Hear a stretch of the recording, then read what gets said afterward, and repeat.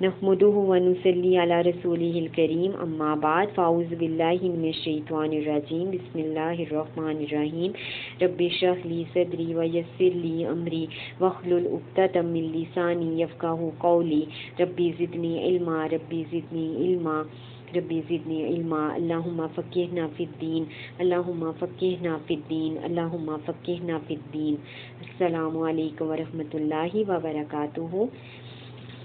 आज हम 7वां पारा शुरू करते हैं और हम इसमें से अमल की जो आयत हैं वो हम देखते हैं।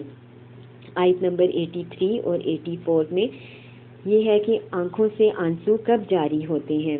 उसका ये है कि हक़ को पहचानने के बाद आँखों से आंसू जारी होते हैं। बात जब दिल पर असर रखती है तो आँखों से आंसू जारी होते हैं। जब इंसान को हक़ का मालूम हो जाए, सच्चाई नज़र आने लगे, जब इंसान को रोशनी नज़र आने लगे तो आँखों से आंसू जारी हो जाते हैं। जैसे जैसे इंसान का दिल नरम होता जाता है ये कैफियत आती चली जाती है। इसी तरह ये बताया गया कि सालिहीन में शामिल होने के लिए हमारा रवैया आजिज़ी का होना चाहिए। तकब्बुर हमें दिल से निकाल देना है और हक़ को हमने फ़ौरन कबूल कर लेना है। जैसे जैसे शरीयत के अहकामात का हमें इल्म होता जाए वैसे वैसे फ़ौरी से अपनी ज़िंदगी में उन अहकामात को शामिल करते जाएं और अमल करते जाएं। आयत नंबर 87 में है कि खाने में हद से बढ़ना ये क्या है। हद से बढ़ना कि हद से ज़्यादा खाना, बहुत ज़्यादा खाना और इसी तरह बहुत कम खाना भी, ये भी हद से तजावुज़ करना है। आयत नंबर 90 और 91 में है कि मुफ़्लिहून बनने के लिए हमें कौन सी खराबियों से दूर रहना है। उसके लिए फ़ाल निकालना, किस्मत का हाल मालूम करना, ऐसे तमाम शैतानी अमल हमने छोड़ देने चाहिए। इसी तरह हराम से दूर रहना, फ़राइज़ अदा करना और अपने गुनाहों पर नादिम होना मुफ़्लिहून में शामिल होने के लिए ये बहुत ज़रूरी है। इसी तरह आयत नंबर 93 में तौबा की शराइत बताई गई कि तौबा की कौन कौन सी शराइत हैं। सबसे पहले अपने गुनाहों पर नादिम होना और गलत काम छोड़कर तौबा करे और तौबा के बाद इसको आइंदा ना करे, साबित कदम रहे, नेक काम करे, नेक रवैया इख्तियार करे तो अल्लाह ताला ऐसे शख्स की तौबा को कबूल फरमाएगा।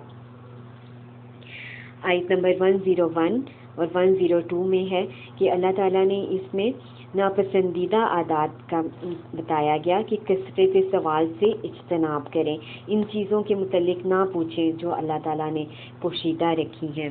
इसी तरह आयत नंबर 117 में बताया गया कि क़यामत के दिन कौन सी चीज़ फ़ायदा देगी। उसका ये है कि सच्चों को उनकी सच्चाई फ़ायदा देगी।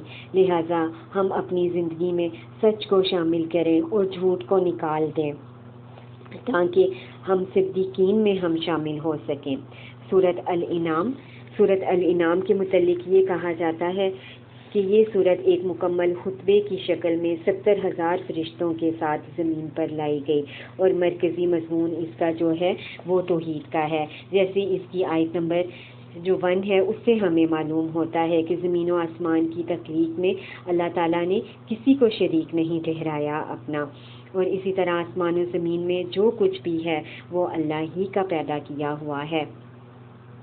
आयत नंबर 17 में है कि नुकसानात से बचने और इसके अजाले के लिए हमें किसकी तरफ रजू करना है, हमें अल्लाह की ही तरफ रजू करना है और उसी से हमने उम्मीद रखनी है।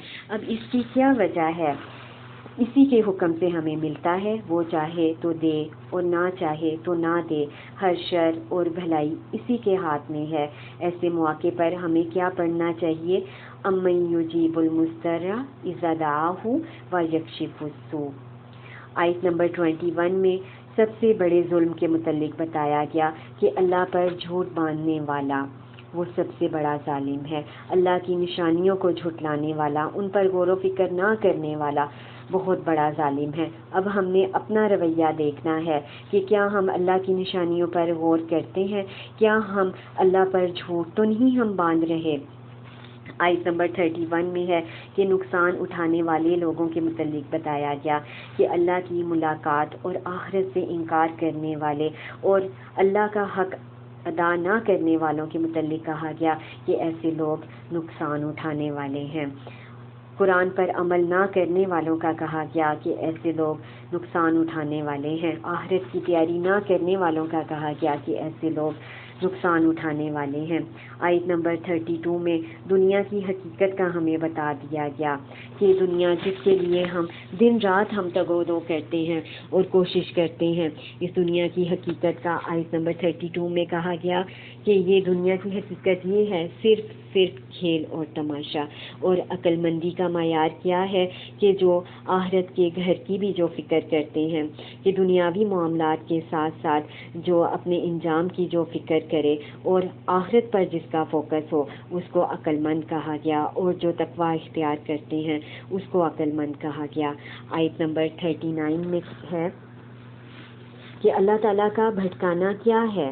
اللہ تعالیٰ کا بھٹکانا یہ ہے کہ کائنات کی نشانیوں پر جو غور و فکر نہیں کرتا، اللہ تعالیٰ اس کو بھٹکا دیتا ہے۔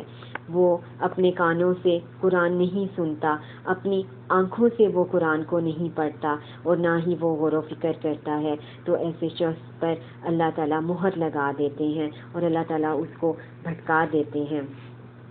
اسی طرح آیت نمبر 50 میں قرآن پڑھنے کا فائدہ بتایا گیا کہ قرآن پڑھنے کا یہ فائدہ ہے کہ انسان غور و فکر کرتا ہے، اور جیسے جیسے وہ غور و فکر کرتا ہے آیات پر، حق اس پر کھلتا جاتا ہے اور اس پر سکینت نازل ہوتی ہے، اچھے اور برے راستے کا اس کو معلوم ہوتا جاتا ہے۔ اور قرآن کے اور بہت سے فوائد ہیں کہ انسان کی دنیا کے ساتھ ساتھ آخرت بھی سنورتی ہے اور وہ جنت کا حقدار وہ ہو جاتا ہے۔ اسی طرح آیت 54 میں ہے کہ اللہ تعالیٰ کا محبوب کس طرح ہم بن سکتے ہیں۔ اللہ تعالیٰ کا محبوب بننے کے لیے سب سے پہلے یہ کہ اپنے گناہوں کو یاد کریں، اس پر نادم ہوں، شرمندہ ہوں، اور توبہ و استغفار کریں اور اپنی اصلاح کریں، اور پھر نیک اعمال کریں اور اپنی توبہ اور استغفار پر قائم ہم رہیں اور نیک اعمال کیے چلے جائیں۔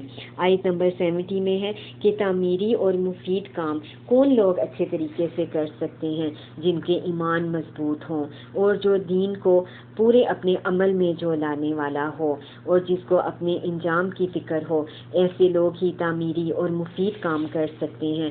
آیت نمبر 74 میں ہے کائنات میں غور و فکر کرنے اور ہدایت پانے والے کی بہترین مثال اللہ تعالیٰ نے کس کو بنایا؟ ابراہیم علیہ السلام کو۔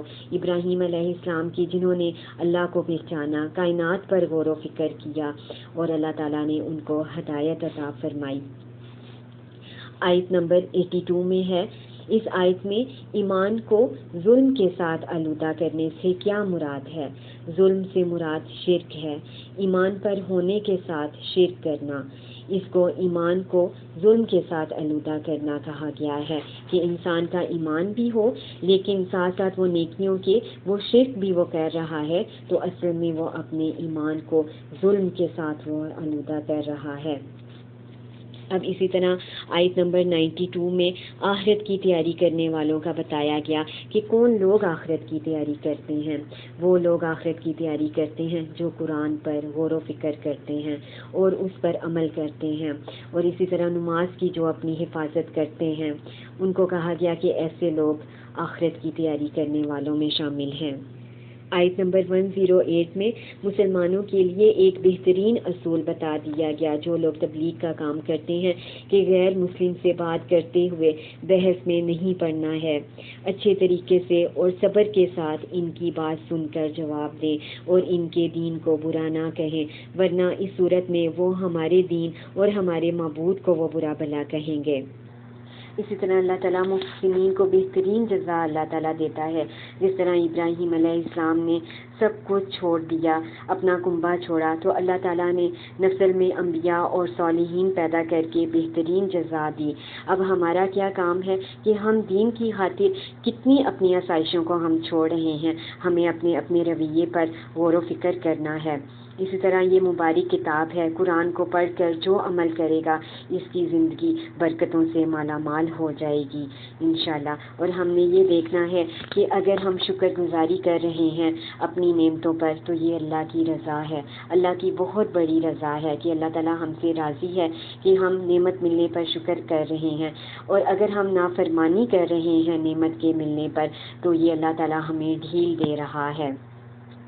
اب ہم نے اپنا تجزیہ کرنا ہے کہ میں نے اپنی زندگی میں سچ کو شامل کرنا ہے، کیونکہ قیامت کے دن سچوں کو ان کی سچائی کے بدلے جنت اللہ تعالیٰ عطا فرما دے گا، اور اللہ کی رضامندی اور بڑی کامیابی اس کو ملے گی۔ اور اسی طرح میں نے اپنا تجزیہ یہ کرنا ہے، کیا میں بے جا سوالات میں کرتی ہوں، اور دین کی راہ میں نکلنے پر جو مشکلات اور پریشانیاں آتی ہیں کیا میں اس پر صبر کرتی ہوں، یا مشکل اور پریشانی آنے پر دین کی راہ پر ہٹنے سے میں کیا سوچ رہی ہوتی ہوں کہ میں اب قرآن نہیں پڑھوں گی یا قرآن کلاس میں نہیں جاؤں گی۔ میرا کیا رویہ ہوتا ہے کہ جب میں دین کی راہ پہ میں نکلتی ہوں اور مشکلات کا مجھے سامنا کرنا پڑتا ہے۔ اور ہم نے یہ تجزیہ اپنا کرنا ہے کہ میں اپنی غلطیاں میں کتنی میں دیکھتی ہوں، کیا میرا فوکس اپنی غلطیوں پر زیادہ ہوتا ہے یا میں دوسروں کی غلطیوں کو میں دیکھتی ہوں، کیا میں اپنی اصلاح کر رہی ہوں یا ہمیشہ میں دوسروں کی ہی اصلاح کی طرف میں دیکھتی ہوں کہ دوسروں کی اصلاح ہو جائے۔ سب سے پہلے اپنی اصلاح کو میں نے دیکھنا ہے، اپنی غلطیوں، خامیوں اور کوتاہیوں کو میں نے دیکھنا ہے، اور سب سے پہلے اپنی کمزوریوں کو دیکھتے ہوئے اپنی اصلاح کرنی ہے۔ اللہ تعالیٰ ہمیں عمل کی توفیق عطا فرمائے اور اپنی صلاحیت سے بھرپور فائدہ حاصل کرنے کی توفیق دے، آمین ثم آمین۔ سبحانک اللہم و بحمدک، اشہد ان لا الہ الا انت، استغفرک و اتوب الیک۔ السلام علیکم و رحمۃ اللہ وبرکاتہ۔